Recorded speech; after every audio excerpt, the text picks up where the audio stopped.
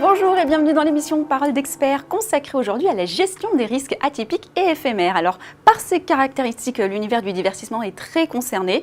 Les risques à prendre en charge sont souvent éphémères ou atypiques au regard des offres qui sont proposées par les assureurs et s'ouvrent souvent d'une singularité qui fait pourtant leur intérêt et contribue à la prospérité économique du secteur. Des acteurs se saisissent de ce marché de niche et se sont donnés pour mission d'apporter des solutions avec des produits d'assurance alternatifs, des conseils innovants et savent convaincre par leur expérience. Pour nous accompagner sur ce sujet, un expert, Emmanuel Renouvin, directeur commercial chez Ovatio. Bonjour. Bonjour Linda. Alors première question, qu'est-ce qu'on entend par risque éphémère atypique? Je dirais tout d'abord un mot de la société Ovatio, qui est une société spécialisée dans la gestion des risques. Cette industrie culturelle et créative se caractérise par son extrême diversité et sa créativité sans limite. Chaque projet culturel, artistique est unique, atypique. Et comme toute activité humaine, elle est porteuse de risques, c'est-à-dire de probabilité de survenance d'un dommage. On parlera ici de dommages humains, de dommages immatériels, des pertes financières si un événement ne peut avoir lieu, des pertes de revenus et des dommages matériels. Ce sont les trois grandes lignes, je dirais, directrices qui guident notre quotidien. C'est la couverture de ces risques-là. Mais finalement, c'est un secteur comme un autre. Pourquoi il a été délaissé habituellement par les assureurs traditionnels? Alors, parce qu'il est très difficile à appréhender. Comme chaque projet culturel est unique et atypique, on ne peut pas avoir une approche globalisée, standardisée de ces métiers, de ces risques-là. On est obligé d'intervenir au cas par cas et d'analyser chaque situation comme une situation nouvelle. Donc, ces risques sont des risques éphémères et atypiques parce que ce sont des risques singuliers, temporaires et d'une très forte intensité. Prenez l'exemple d'un festival qui regroupe plus de 150 000 personnes sur 3 jours, l'équivalent d'une ville française d'importance. Il y a une forte concentration de moyens humains, de moyens matériels et de moyens financiers pour que cet événement ait lieu. Donc ces risques éphémères et atypiques nécessitent une approche sur mesure pour appréhender de façon très précise l'ensemble des enjeux d'une production culturelle ou artistique.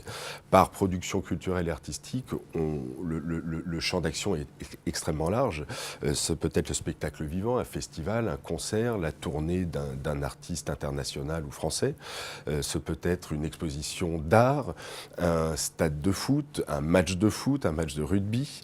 Donc c'est tout événement qui se déroule dans un lieu unique, à un moment donné, et avec un contenu propre, très créatif, très spécifique.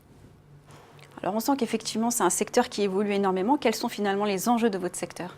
Alors, les enjeux sont très simples quand on considère l'activité, l'industrie culturelle et créative dans son ensemble, qui représente plus de 4,4 milliards d'euros dans l'économie française, 2,2% du PIB français. C'est un secteur incontournable dans la vie des gens, mais aussi économiquement. Prenez par exemple un festival qui s'implante dans un territoire, un département, une région. C'est des retombées économiques sur l'ensemble de ce territoire. L'industrie culturelle et créative est un secteur extrêmement vulnérable et fragile. On l'a vu malheureusement à la suite des attentats qui se sont répétés à plusieurs reprises sur le territoire français. Et on se doit donc d'appréhender de manière très précise chaque projet culturel pour en assurer la pérennité. La production d'un événement fait appel à de nombreux intervenants, du prestataire technique qui installe une scène de spectacle, au producteur de ce spectacle jusqu'à l'artiste. Tous sont concernés et intéressés au bon déroulement de l'événement. Une faille dans le système, un grain de sable et tout s'effondre. En sachant que s'il y a un risque d'annulation, par exemple, c'est tout l'écosystème de l'événement, de la production culturelle et artistique qui s'en trouve menacée. Alors, s'agissant de l'assurance, clairement, il y avait un avant 13 novembre et un après 13 novembre, comme vous l'avez souligné. Concrètement, qu'est-ce qui a changé? C'est un changement majeur dans la bonne conduite d'un projet, puisqu'il faut tenir compte désormais d'un poste budgétaire conséquent.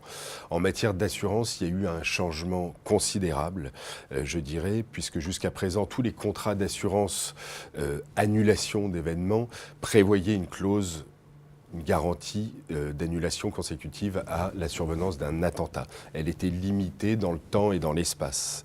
Après le 13 novembre, réécriture des clauses, retrait des assureurs d'une partie de ces risques-là, puisque la menace était présente et omniprésente.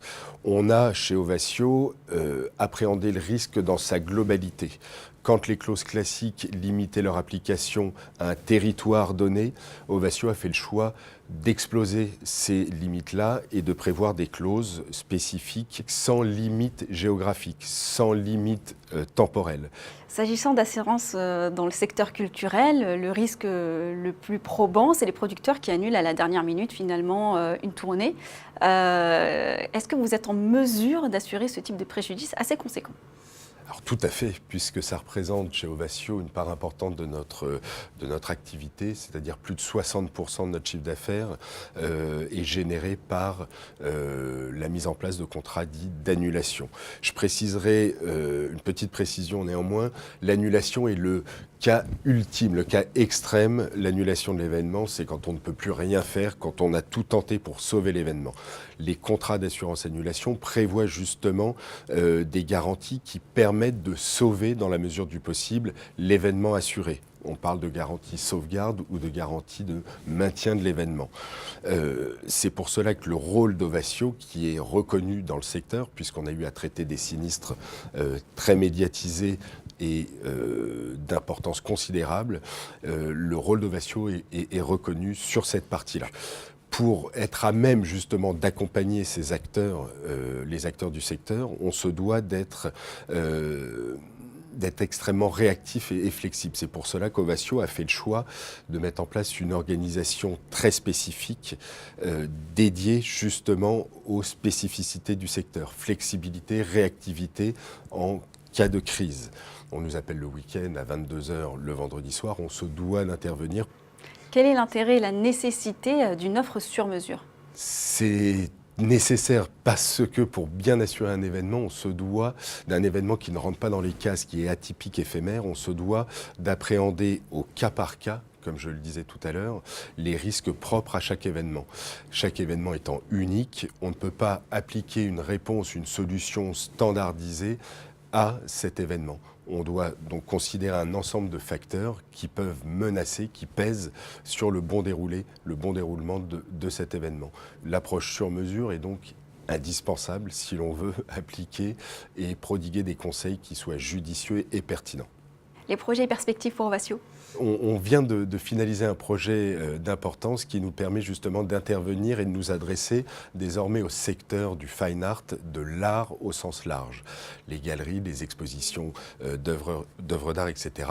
On a émis le souhait de s'adresser ou de proposer notre expertise et notre savoir-faire à ce secteur-là, parce qu'on a identifié un réel besoin en termes d'assurance et de services. Tout est dématérialisé désormais, la billetterie d'un festival est dématérialisée, la consommation, les modes de consommation se font de manière dématérialisée par le cashless, etc.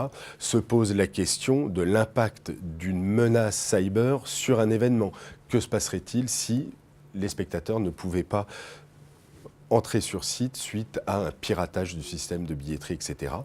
Donc Ovatio intervient ici justement sur la mise en place de contrats bien spécifiques à destination de cette industrie pour couvrir ces nouveaux risques et menaces. Merci infiniment pour votre intervention.